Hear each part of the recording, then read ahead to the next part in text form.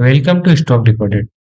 आज हम जिस कंपनी का एनालिसिस करने जा रहे हैं वह है थॉमस स्कॉट। यह कंपनी कपड़े मैन्युफैक्चरिंग का काम करती है। कंपनी का 15 साल पुराना ट्रैक रिकॉर्ड है।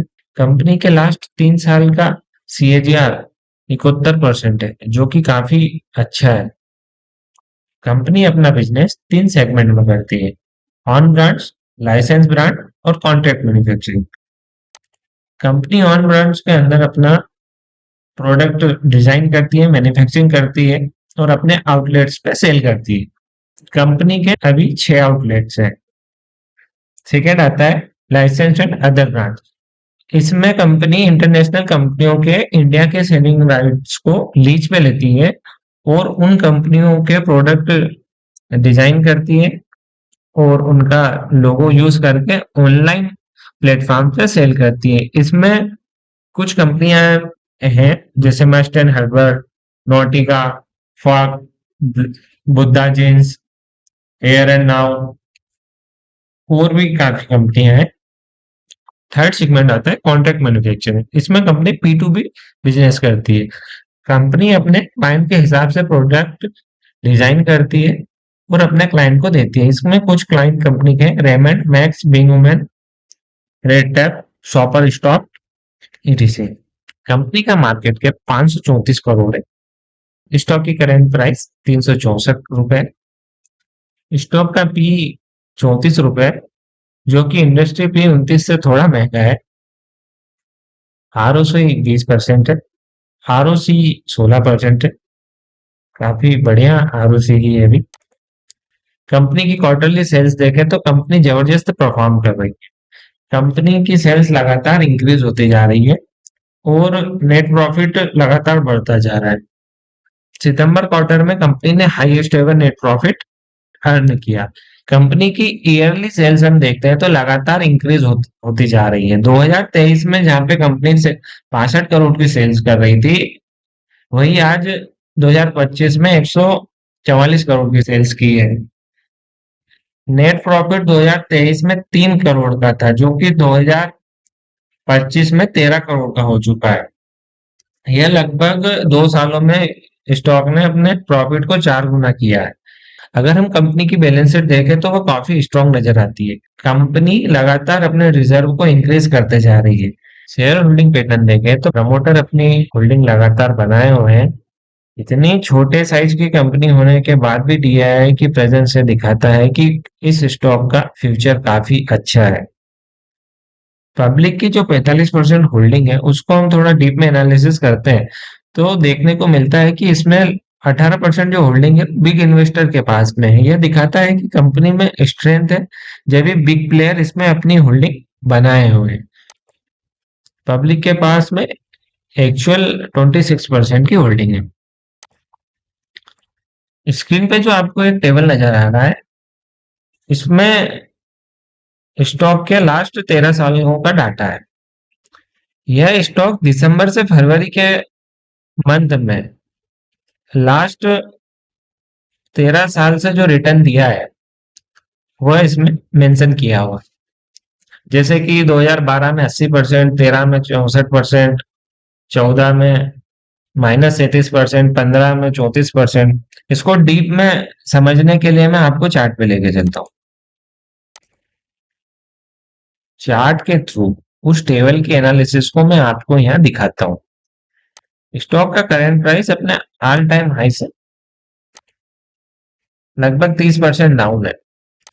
लास्ट ईयर जब स्टॉक नवंबर एंड में 200 रुपए की प्राइस पे अवेलेबल था, जो कि दिसंबर एंड तक 500 रुपए तक गया था। इससे और थोड़ा पीछे चले तो देखने को मिलता है कि 2023 दिसंबर में वही स्टॉक 180 की प्राइस में था, जो कि फरवरी एंड तक 330 रुपए तक गया था। और थोड़ा सा बैक टेस्टिंग करते हैं। दिसंबर 2022 में यह स्टॉक 40 रुपए पे था, जो कि फरवरी एंड तक 45 रुपए तक गया था। यहाँ भी इसने 17% का रिटर्न दिया था। थोड़ा और बैक टेस्टिंग करते हैं तो अपने को मिलता है तो नवंबर 2000 दिसंबर 2021 में। दिसंबर 2021 में यह स्टॉक 30 रुपए का था, जो फरवरी एंड तक 50 रुपए का हो गया था। तो यहाँ भी 72% का स्टॉक ने रिटर्न दिया था। और थोड़ा सा बैक टेस्ट करते हैं।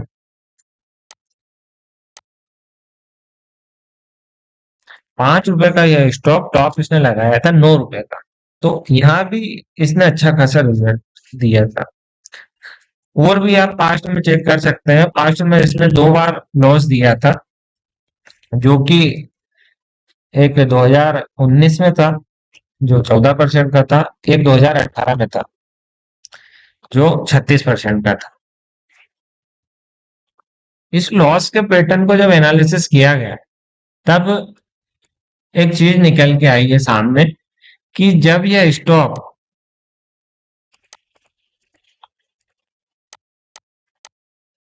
अपने 200 मूविंग एवरेज डे के नीचे रहता है, तब इसने दिसंबर में लॉस दिया है। बाकी और भी 2012 तक का चार्ट है, आप एनालिसिस करके देख सकते हैं। मैंने आपके लिए सारी रिपोर्ट टेबल के उसमें बना के बताई है कि ये स्टॉक ने कितना फास्ट में रिटर्न दिया है। करंट में मेरी यह स्ट्रेटेजी रहेगी इस स्टॉक को लेके कि 330 से लेके 300 की रेंज में मैं इस स्टॉक को बाय करूंगा और फरवरी एंड तक मैं इसको होल्ड करूंगा। अगर यह स्टॉक यहाँ से अपने ऑल टाइम हाई पे भी जाता है, तो यह 40% का रिटर्न होता है।